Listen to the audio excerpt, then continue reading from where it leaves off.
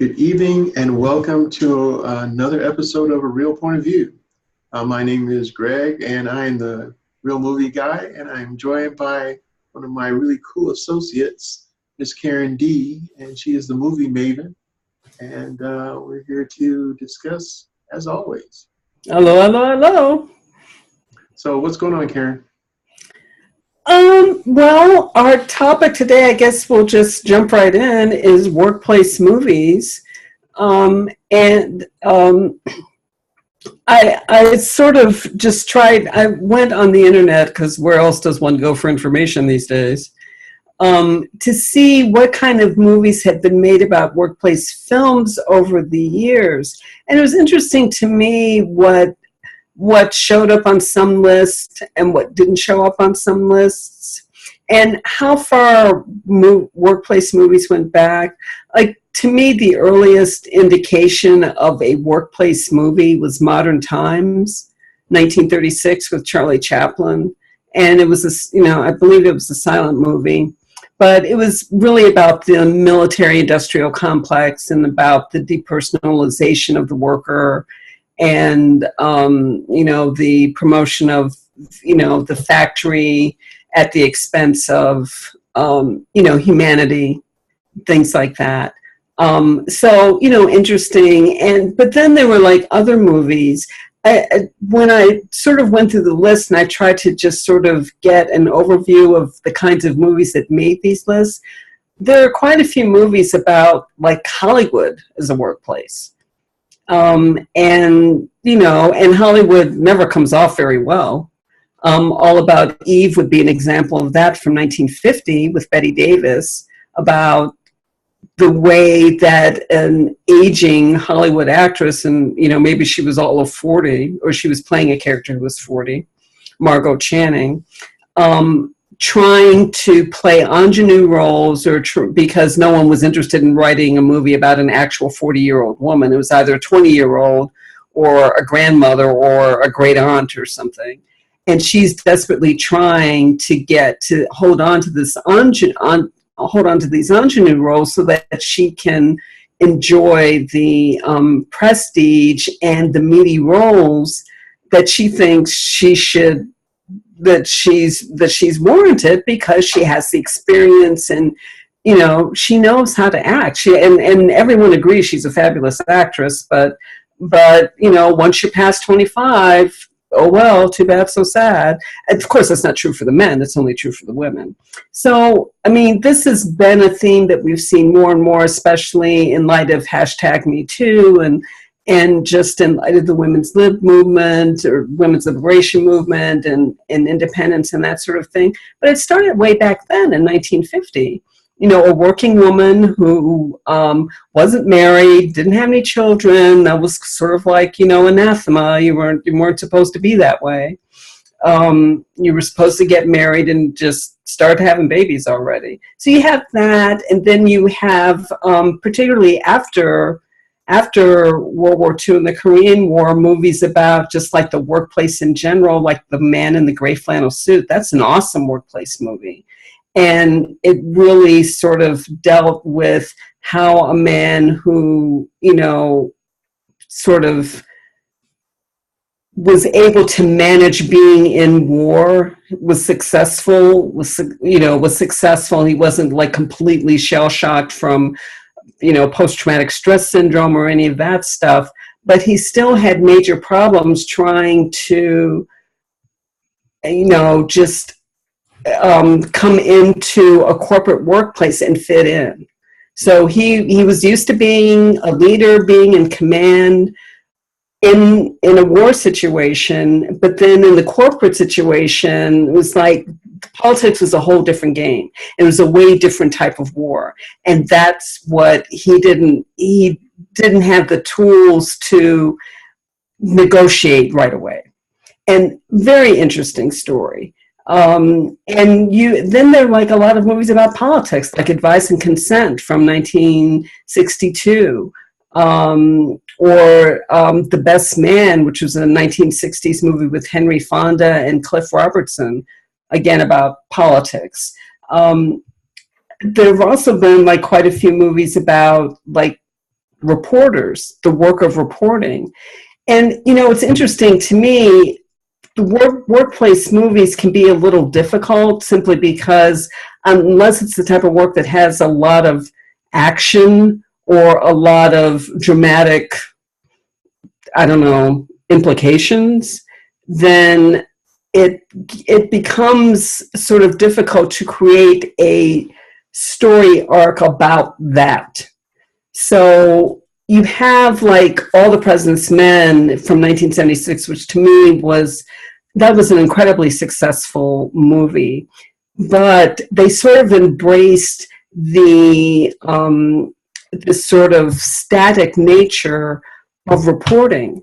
It's like the drama was in, I think I have a story. Okay, well, go out and find it.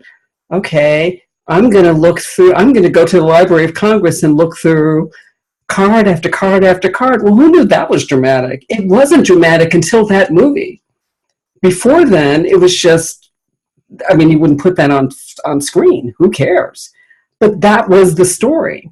So you have that, and All the President's Men opened up, I think, a doorway for movies like that, like for instance, Absence of Malice with Sally Field and Paul Newman. I'll never forget that that part of the movie where she's talking to Paul Newman's old girlfriend or friend, not girlfriend, but friend. She's Catholic woman who is in trouble, and I won't say what kind of trouble, but anyway, she's in deep doo-doo, and she comes to Sally Field for advice, and Sally Field says something like, you're talking to a reporter, you're talking to a newspaper right now, because of course she didn't say the magic words, this is off the record.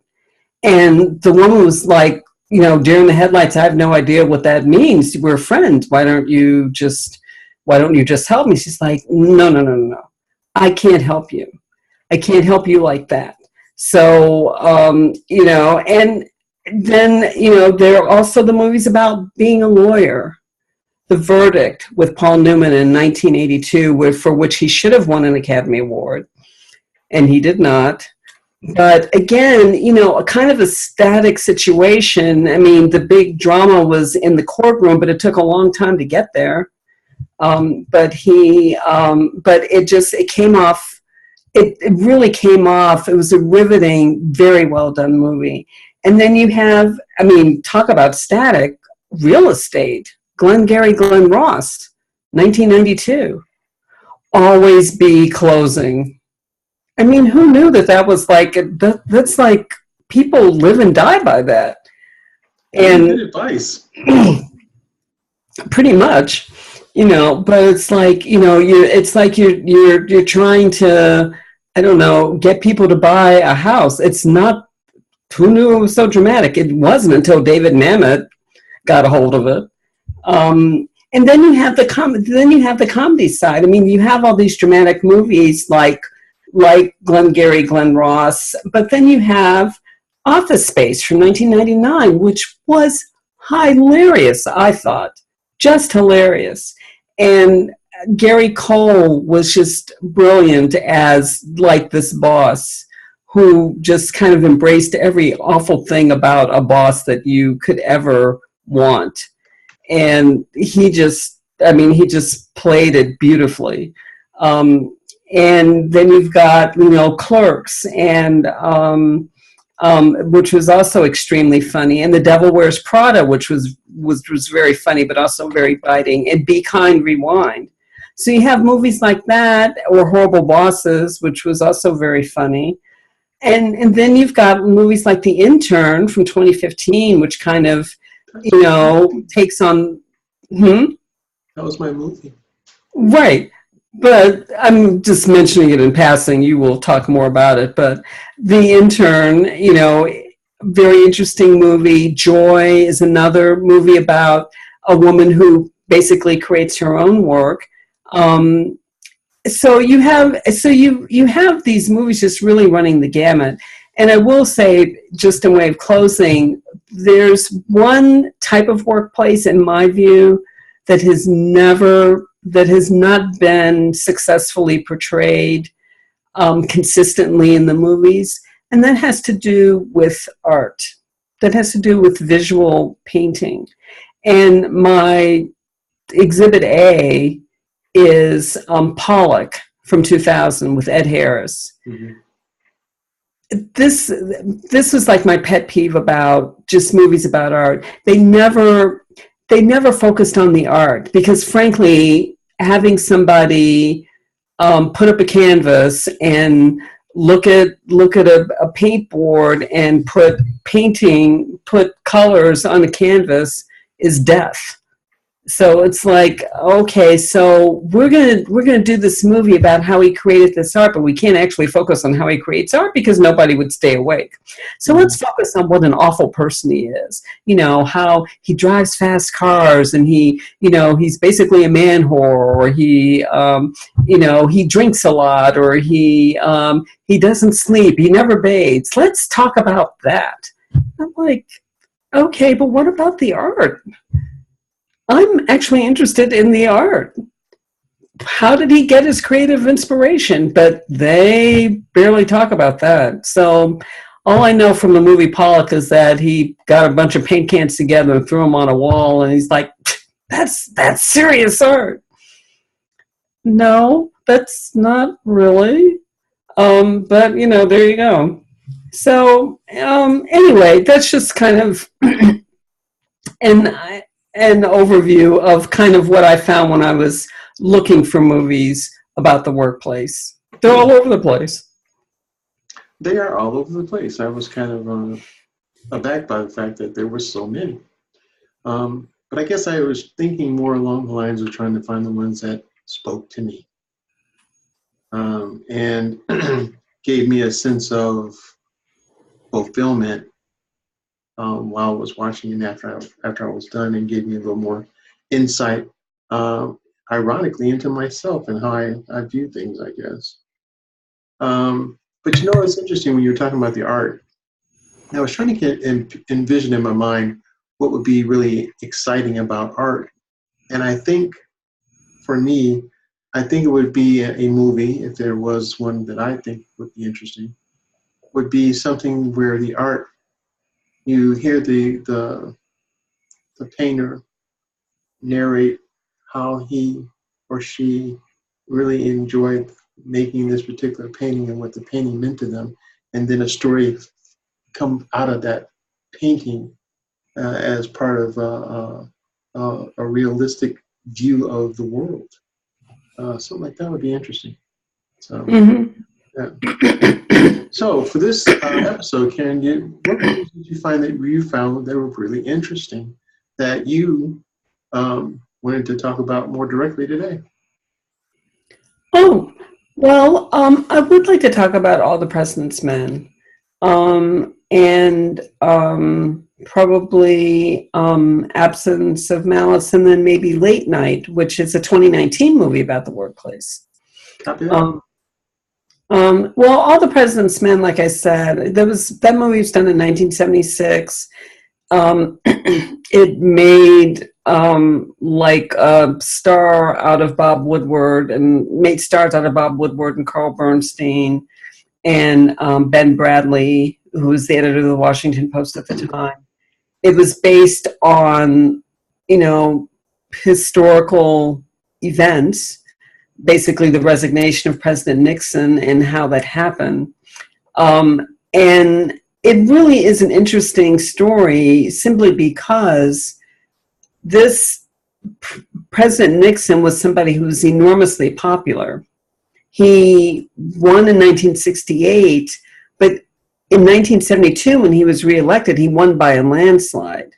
So you kind of have to wonder, why would somebody who basically has America eating out of the palm of his hand, because the Democrats just really didn't have good candidates, good opposition candidates. They didn't have anything. I mean, their last good opposition candidate was Lyndon Johnson, and he refused to run.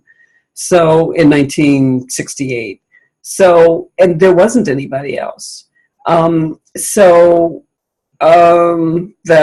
could really do it. I mean, there was Hubert Humphrey, but nobody really expected him to do it. So it's like, why would you, when you've already won, why are you bound and determined to snatch defeat from the jaws of victory by engaging in, you know, well, by basically violating your constitutional oath to enforce the laws, and coming up with ways to line people's pockets, and amass a war chest and an enemies list and all that? Why? You've already won. Why would you waste time on that? But he did, because in my view, President Nixon was one insecure dude. So you have that, and you have this really kind of inconsequential act, which was the break-in at the Watergate Hotel in Washington, D.C. And the only reason that it even made the news, and it was really just a passing thought, was because a security guard who was on the premises just happened to see that this break-in was occurring at the Democratic National Headquarters, and they were headquartered at the Watergate Hotel. But when this came out in the news, and I remember reading about this, it was sort of like, yeah, okay, whatever. So somebody broke into the Democratic National Headquarters. Break-ins happen all the time. It's Washington, D.C. It's a dangerous city. Let's move on. And then, sort of like, well, who did that? Oh, it's probably some prankster. It was probably, it might have been somebody from the Republican National Committee, but, it's just the kind of crap that they do. It's like that little boy stuff that they do. Who cares? Let's move on. And it really was that close to becoming just a non-story. And I think it would have changed history as we know it if it had. But for some reason, Carl Bernstein and Bob Woodward they were bothered by this. And they were like, why don't we, we'd like to find out, we think there's more to this story than what just appears. The New York Times passed on it, the LA Times passed on it, and the Washington Post is like, why should we take a risk? We're in competition with the Philadelphia Inquirer, the New York Times, the LA Times, Seattle Times Picayune. We're in competition with all of these papers. We have a reputation to uphold. And if we're chasing something that just looks like some stupid prank, that's going to affect us. And Katharine Graham, who is the editor of the chief editor, is not going to, it's Ben Bradley who's the editor. But, we're not going to be in good stead. And that's not cool. It's just a local story. Let's just leave it at that. But they kept pushing. And somehow it's like, well, okay, go, follow, see if you can come up with anything, but you're not going to come up with anything because there's nothing there. And they kept digging and digging and digging, and they literally toppled a king. Because not only wasn't just a break-in, it was corruption that literally reached to the highest levels of the government. And Richard Nixon resigned before he was impeached. Mm-hmm. And there were Republicans as well as Democrats who were willing to say, let's have a trial, which is what impeachment is. Let's have a trial. Let's see what happens. Richard Nixon resigned before all of that could happen. But it was after winning re-election, a landslide. He won re-election in 1972. By August of 1974, he had resigned. And it's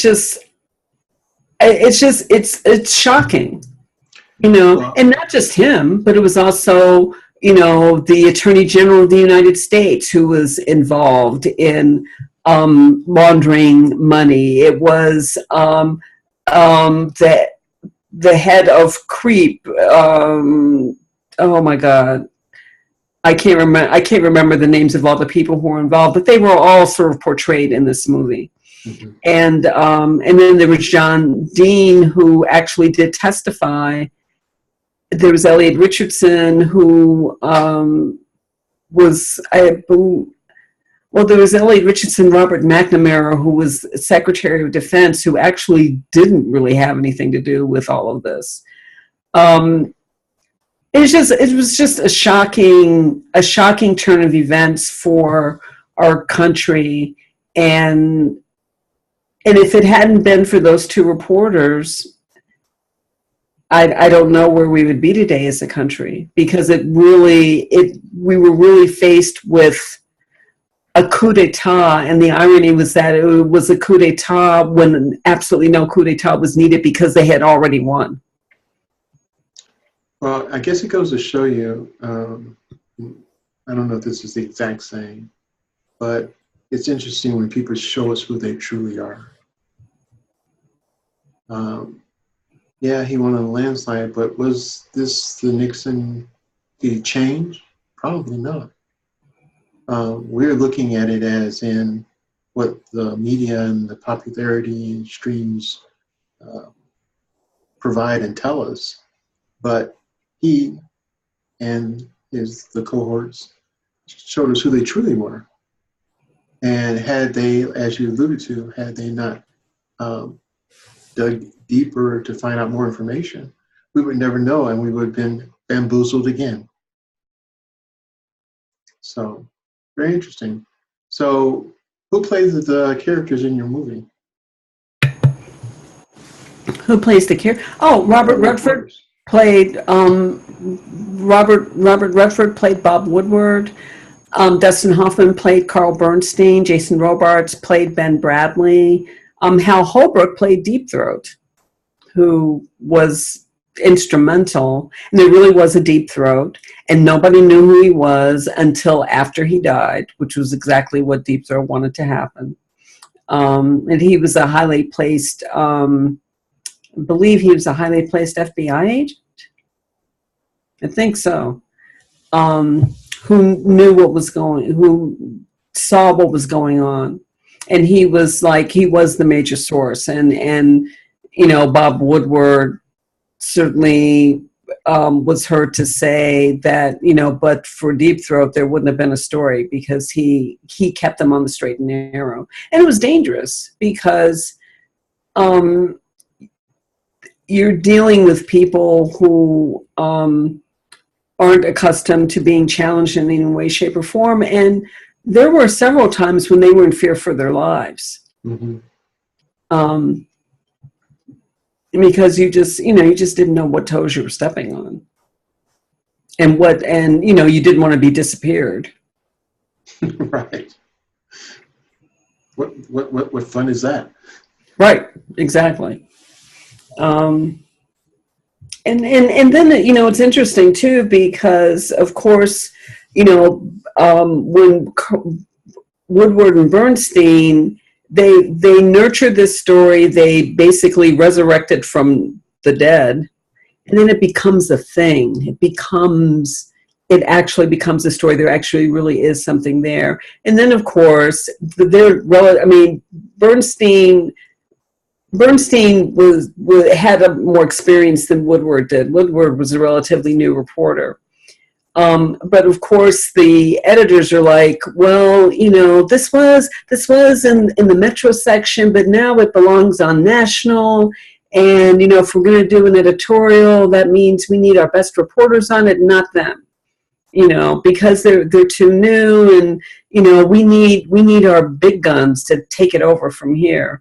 And, there was a conversation like, well, no, we're not going to have the big boys take it over. They're the ones that found this. They've been nurturing it.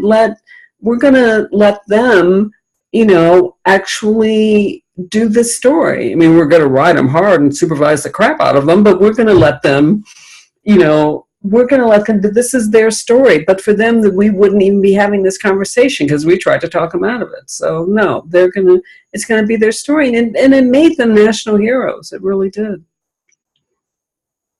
It's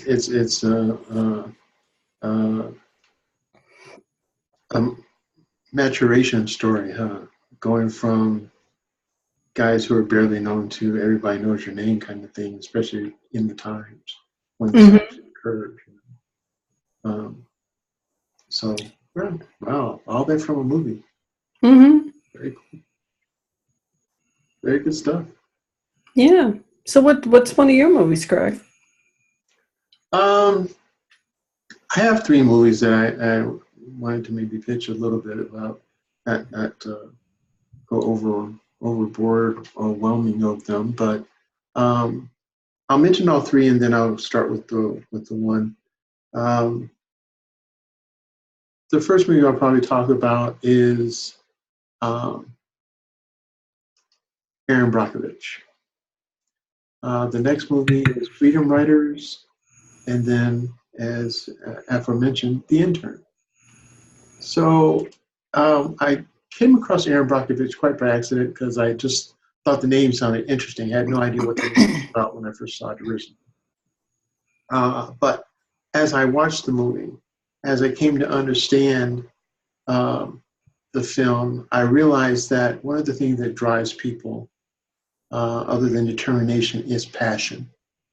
And if you find a subject or a situation or an entity of some kind that you become very passionate about, that can knock down walls, that can destroy bridges, that can, uh, uh, and also build bridges. You know, it's kind of ironic.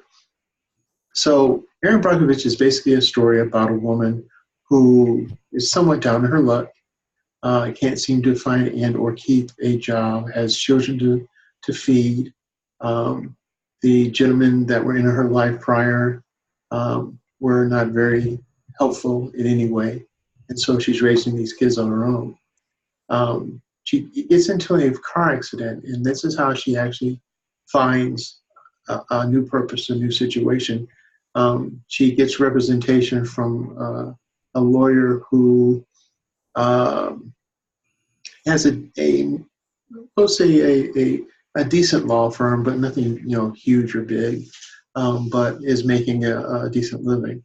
And she feels misrepresented in court, and so she feels that this guy owes her something.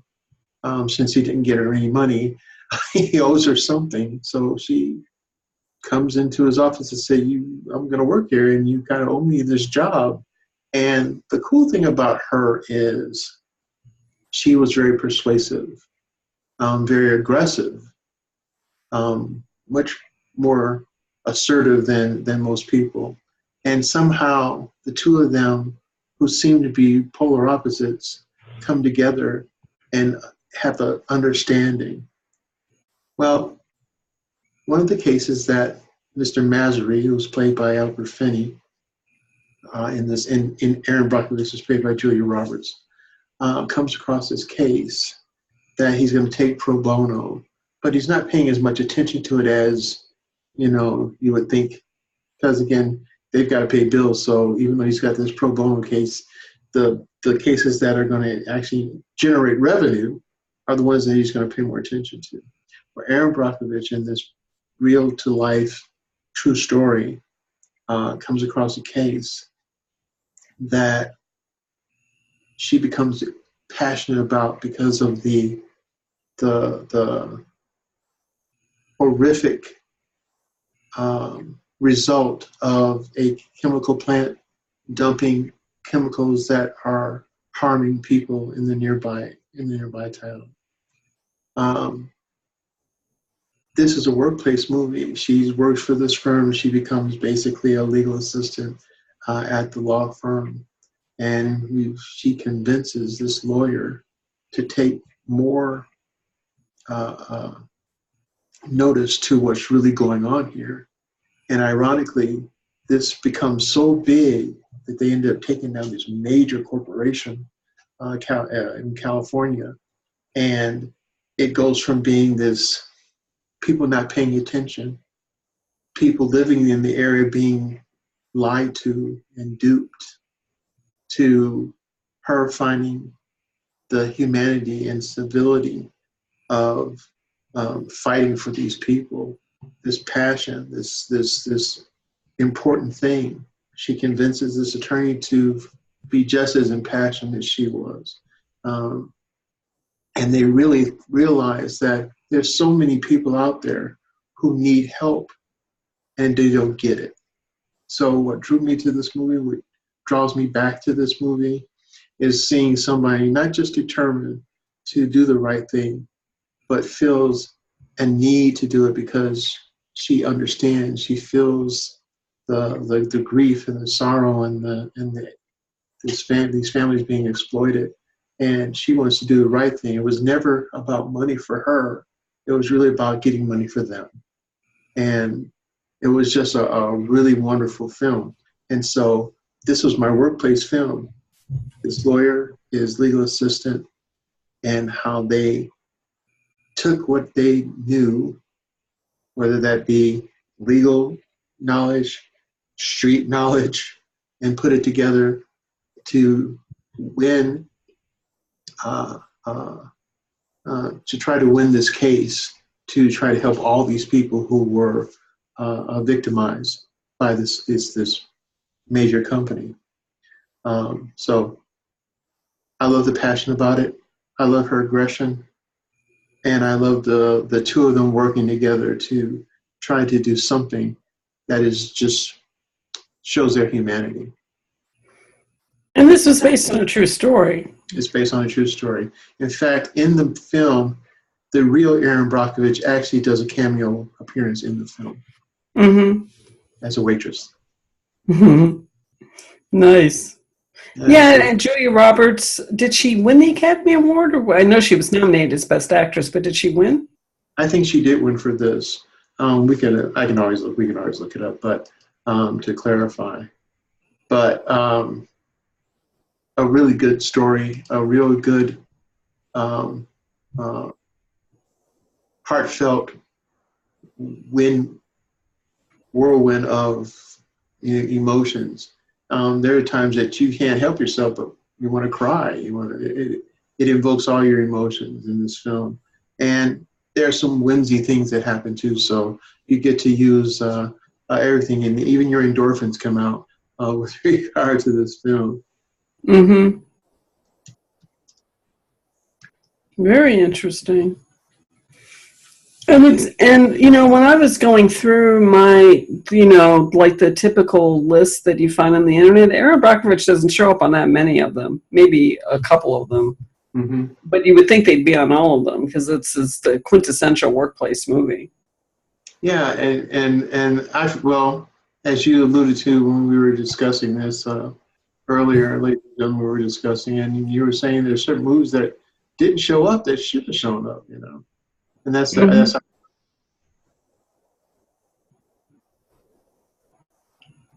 Let's see here. What I was doing is just to see what movies did she actually win the Oscar for. I'm thinking about mine might have been Pretty Woman, but no, she didn't win for Pretty Woman. Okay. Looking for that Academy Award. And what year did Erin Brockovich come out, Greg? 2000. Okay. Yeah, all the films that I have aforementioned are all 2000 or later. The latest, of course, being 2015. So 2000, 2007, and 2015. She was nominated. She didn't win the Oscar. Okay. Nope, she did win. That's what it was for. It was for Erin Brockovich. Oh, okay. In the leading role. 2001, she won the Oscar. She was nominated for August Osage County. She was nominated for Pretty Woman and nominated for Steel Magnolias. Mm-hmm. I'll do that. Okay. Hey, got the Academy Award winner. Mm-hmm. All right, Karen, what movie do you have up next? Well, I'm going to make a mid-course correction. I want to talk about another movie that is just way different. And it wasn't like a great movie, but it's a movie that I think has stood the test of time because um, it's very quirky and just very, it's sort of like it's culty, it's like a cult classic type of movie. And I think it totally deserves a mention. And that movie is Car Wash from 1976. This movie is only about the workplace, but here's a movie, you know, so many of these movies that deal with the workplace, they deal with sort of like these lofty occupations. Like The Hospital was about the doctors. The Man in the Gray Flannel Suit was about, high corporate, finance, and, broadcast news, reporters, and the insider, a highly placed, person who decides that maybe it's not okay for the tobacco companies to lie about the addictive effects of nicotine, or the Ides of March, somebody's running for president, that kind of thing. The Devil Wears Prada, you've got somebody who's like at the top of their game in terms of the fashion industry and their relationship with an intern. So there aren't that many movies that deal with like true blue collar types of jobs. I mean, Waitress comes to mind from 2007, Be Kind, Rewind, Clerks, Be Kind, Rewind from 2008, Clerks from 1994 would be a couple of other examples. But they're in comparison, there just aren't that many. But Car Wash is one of those movies, and it's like, over 50 years old. It's not over 50 years old. It's 43 years old. It's over 40 years old. I was going to say, it's pretty cool. It's over 43 years old, and it's like, wow, this is just about like a bunch of people, or not a bunch of people, but about these people who work for this car wash, and that's what they do. They wash cars, or they, or you've got the secretary who, takes in, like when people come in, and she takes down their names and their cars or whatever. So she does that, or she does payroll, and there's hand washing, there's brushes, there's detailing. But we're not talking rocket science here. It's, just washing cars. But what I love about this movie is that it actually brings to bear the humanity involved in this, what would normally be regarded as a pretty mundane activity. It's like, well, yeah, it is mundane. It's just car washing, but guess what? The people washing your car, they have lives too. Right. They have drama in their lives too. Maybe they're trying to raise a family, or maybe, they're trying to do something for someone else, or maybe they have this dream about being a writer, or an actor, or something like that, or a singer, or who knows, but they all have, everyone's life is interesting to somebody. It's and not everyone, not the interest in a life should not be defined by what you do for a living. Right. But unless you're a rocket scientist, then it's like, well, what you're doing isn't that interesting, so you can't be that interesting. Well, no, not necessarily. And these people, the people in this movie, were really interesting. For one, they were crazy. And for two, they just, they looked for opportunities to have fun at work. And they drove like the owner of the car wash crazy. But, what the heck? Yeah, what the heck? And, it had really good music, a nice soundtrack, very 70s. And I was never a fan of 70s music in the 70s, but, 40 years out, it's like, there was some good things about music from the 70s, actually. I actually like the 70s. 60s, 70s, early 80s for me, for the most part. I love the 50s. I do and too. The 60s. but I had no use for the 70s. It's But then okay. Car Wash comes along. It's like, they're not so bad. Actually, the lead soundtrack, lead song to the soundtrack talks about the car wash directly, and it invokes all the things that are really cool about these people that work at the car wash. And I thought Right. It sure does. it's very cool. It sure does. Well, I have another movie, and we're talking about occupations. One of the, I think, misrepresented, especially monetarily, occupations in the country, where if it wasn't for so many people in this occupation, a lot of us wouldn't have the work lives that we have today. And that's teachers.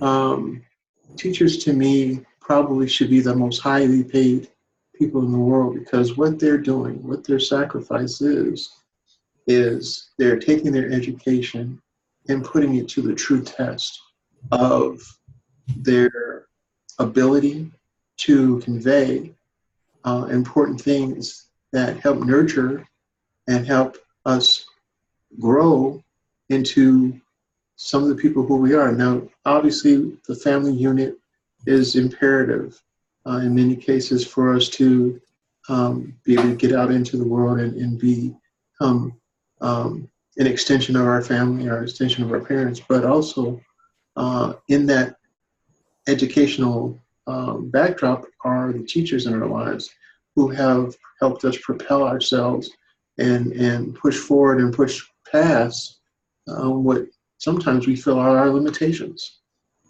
So the movie that I wanted to talk about very briefly is a movie that I saw again. I think I was just flipping channels and saw this movie. So I didn't actually see it in the theater. But once I saw it, I fell in love with it, and that's Freedom Writers. I too am an aspiring writer trying to put things on paper that make sense coming out of my mind in a creative sense. But here's a teacher who found that not only are there self-limitations sometimes, but there's also the pressure from a hierarchical uh, uh, platform that put pressure on young minds and actually are, what's the word I'm looking for?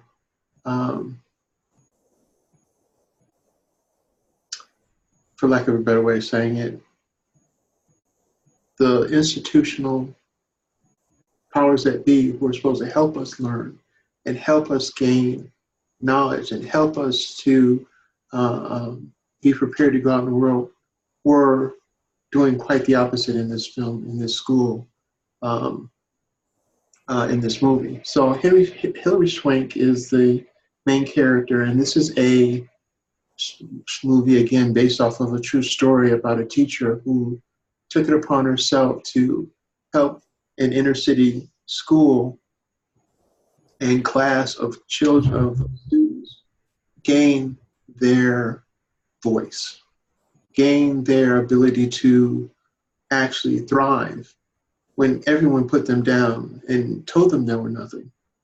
She helped them find out, helped them to see, I should say, that they were more than nothing.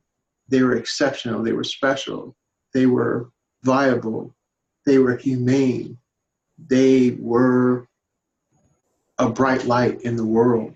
And, I think what happens is when you put those types of things in front of people who truly can accept those things, wonderful things come out of it. And that's what this movie is about. This movie is about people who are coming from environments that were not healthy, that were violent, that were crippling, not just emotionally, but aesthetically crippling, and helping these kids find that there's more to the world than what their immediate surroundings were. Taking them out of their immediate surroundings into a world that they never may have ever seen if it wasn't for her or people like her in the world. And it goes beyond the platform is high school, but it goes beyond high school, and it takes some of these students beyond high school, even beyond college. And so this is one of those really wonderful workplace movies where the workplace is the classroom.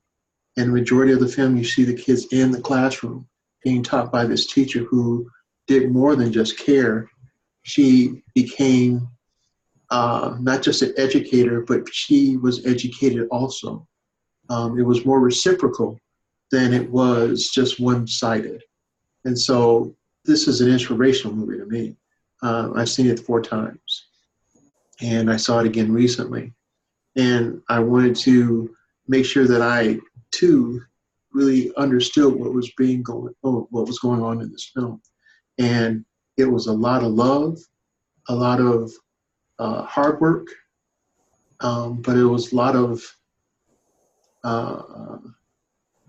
giving and taking from everywhere in this film. And this young woman changed people's minds, not just the minds of the students that she taught, but the minds of the faculty around her. And that takes a lot. And she did not back down. That's what I really liked about her. And she did it with not just fervor, but also with empathy and sympathy and a true passion for wanting to be a really good teacher, but also wanting these kids to understand and learn that there's more to life than what they were accepting or what people were trying to get them to accept. And so you've got to find a way to see Freedom Writers. Okay. Fair enough. It sounds, it kind of reminds me of Stand and Deliver, and, which was based on a true story. And yeah, I mean, it's just amazing how inspirational a teacher can be. It can change the course of your life. I've had a teacher that I can point to that literally changed the course of my life. And if our paths hadn't crossed, I don't know what would have happened, but they did. And, it's somebody that that person made me, I make my living as a writer, but that person made me a writer. Yeah, I have 2 teachers that truly, I have a few that I liked, but 2 that truly inspired me to be a different and better person, I hope, is the best way to say that. And I think about them periodically all the time. Mm-hmm. Yeah, me too. So that was my other movie. I'm going to mention one more film, and then I'll let you go ahead and take us out, Karen. The next film I wanted to mention was The Intern. Mm-hmm. I thought was a fun movie. Not often do I see Robert De Niro, who's in the main character in The Intern, along with Anne Hathaway. Not often do I see Robert De Niro without a gun in his hand and trying to shoot somebody. Right. And it was a refreshing look at a stellar actor playing something other than a heavy. Right. And don't get me wrong, he's had other films that he wasn't the heavy, but this one was a very interesting film to me because it showed him in a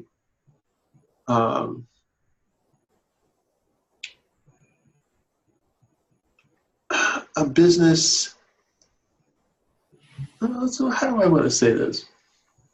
It showed him as a man who, after being so important in the world, in the corporate world at one time, showed him to take a back seat to that type of the type of job that he used to have, and actually be an intern for someone else.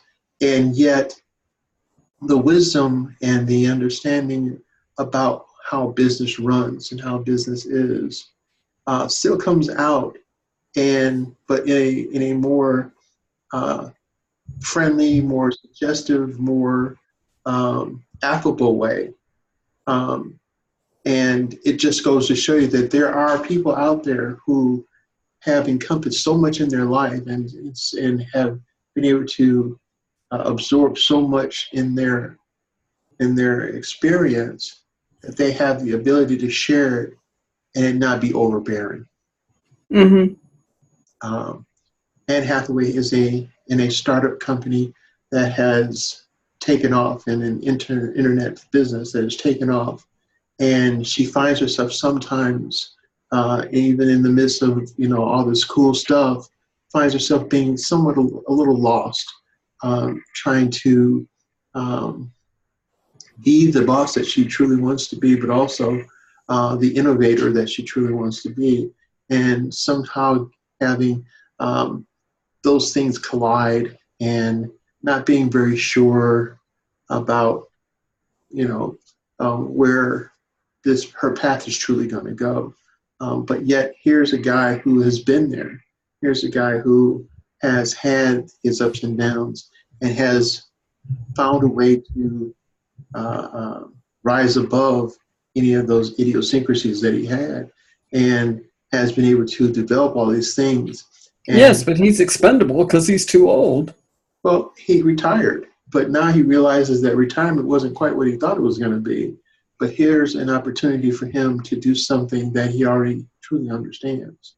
And it goes to show that he must have been a very good boss because of how he talks to and relates to all these people who are so much younger than him, who have different types of experiences. And he's able to get them to also hone into the goodness of their true selves and the goodness of the knowledge that they actually have, and helps them to bring that out as well in this movie where he's the intern.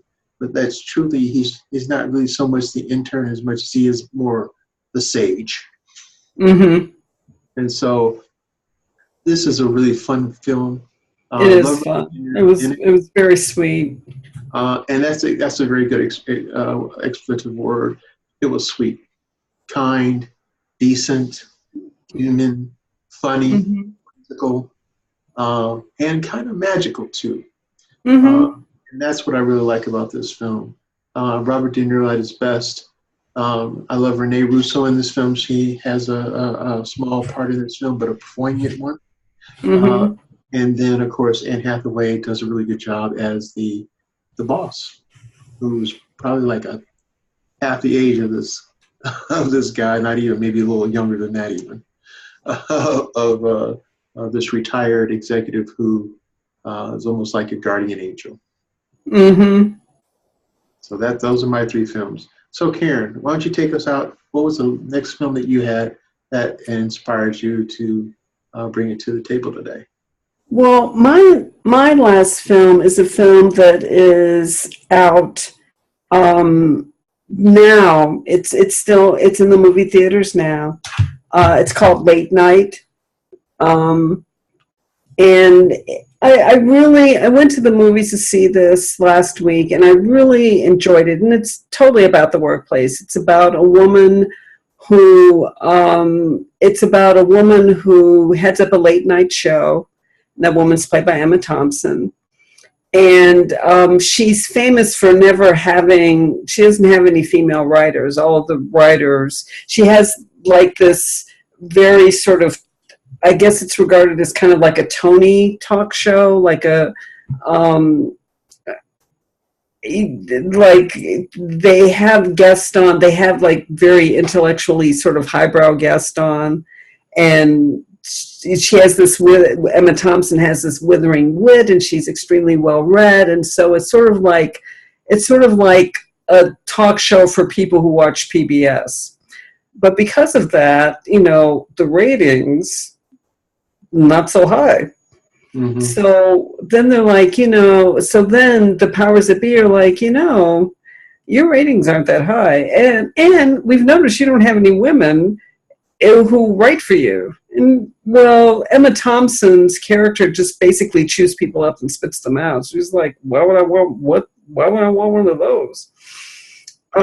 Anyway, Mindy Kaling comes along, and she just literally happens to be in the right place at the right time, because the word has come down from the broadcast people. You have to hire a woman, you have to get a woman into that room. They don't know where to go, because I mean, the people who do the hiring don't really know where to go, because they've never had women anywhere. They barely have a women's restroom. So Mindy Kaling happens to come along because I think she sees a notice or something, that she just happens to read this notice, so she's like, well, I'll go and apply. But she has no experience with regard to writing for a television show or writing comedy. She doesn't have any experience. And when they say, well, what kind of comedy do you do? She's like, well, I do a monologue, kind of sort of at the chemical plant. The chemical plant, well, that's where she works. She works at a chemical plant. And she makes announcements over the PA system, which could sort of be regarded as comedy in a really stretchy sense of the word. But she's talking to like the executive producer of the show, and she just happens to say the right things at the right time, so she gets the job. And she's like, wow, this is my dream job. And she knows who Emma Thompson is. I mean, she's idolized her for years, and wants to be a comedy writer. It's not like she didn't want to be a comedy writer. She really wanted this. But then she gets dropped into this sort of like shark's nest or pool of these male writers who are just completely and totally disparaging, along with Emma Thompson, Emma Thompson's like the kind of boss who just loves dehumanizing people. And in fact, she can't be bothered with remembering anybody's name, so she gives them all numbers. She gives all the writers numbers. Count. And they're like, count? She's like, yeah, just count. You start with one. One. That's your name now. You're one. And okay, and you're two. So you're two, and you're three. And Mindy Kaling ends up being number 8. And they're like, okay, wow, great, okay. And they just go on from there. What I liked about the movie was that, well, for one, I love the fact that Mindy Kaling executive produced. This is Mindy Kaling's project from day one, and she was driving the bus on this whole thing.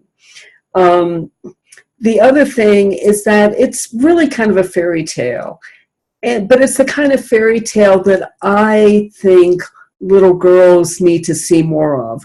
A lot less Cinderella and a lot more late night. What if we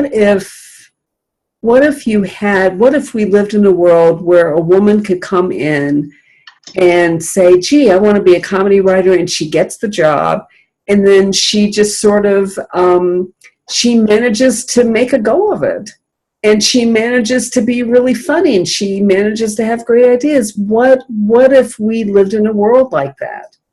And what if her presence actually humanized everything else that was happening around her? Because we need men and women, and we need people of different colors and cultures and religions and all of that.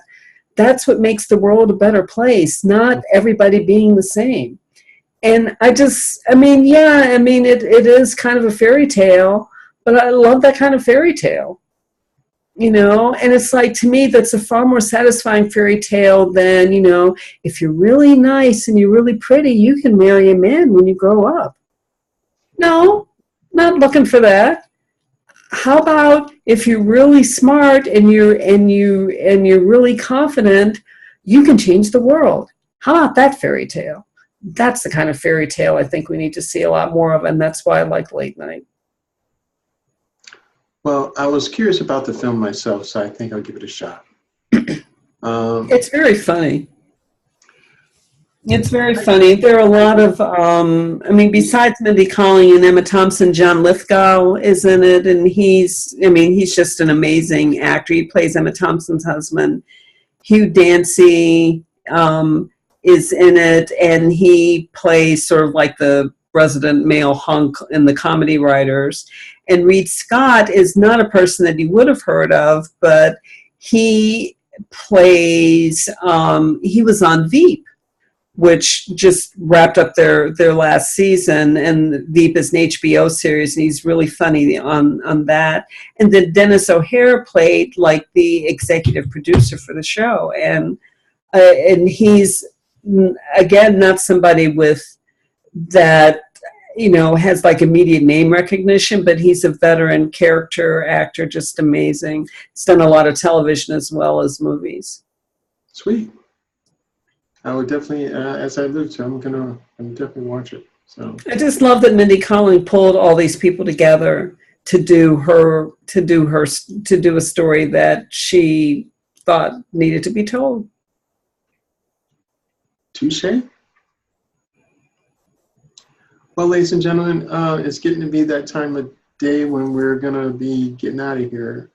But I guess one of the cool things about workplace anything is that the workplace can be more than just a job. The workplace can actually manifest a lot of wonderful things for people. It can also be a place of knowledge, learning a lot of things about the world and people around you. As Karen alluded to, bringing out our diversity, bringing out our humanity within the realms of the places that we spend a lot of our time, which is at work. At work shouldn't be a curse. It shouldn't be a negative form, or because there's a lot of cool things that can happen at your job and at the workplace. A lot of cool people that you can meet, a lot of cool scenarios, and it can, if you're lucky, give you a platform to facilitate your own creativity within the realms of it. So the workplace can be a really cool place. So just keep that in mind if you're at the water cooler or the cliche water cooler. And as far as movies are concerned, a lot of really good movies have come out of the workplace platform. So do yourselves a favor. Not great movies. Some of the ones we've mentioned, and investigate out there and see if you can find some workplace films that might be kind of cool. And if you do, on our YouTube channel, leave us a comment. Let us know what movies you found and that we can share with everybody else. So thanks again for joining us here at A Real Point of View. I want to thank my illustrious associate, Miss Karen D., the movie maven, for joining us here on our show. And we hope to see you guys next time. So take a look at some of our archives on Blog Talk Radio, as well as our YouTube channel under A Real Point of View. Thanks for hanging out, and you guys have a good night. Take care, Karen. As always, good to see you. You too, girl. We'll be back again next time. Have fun at the movies, everybody. See ya.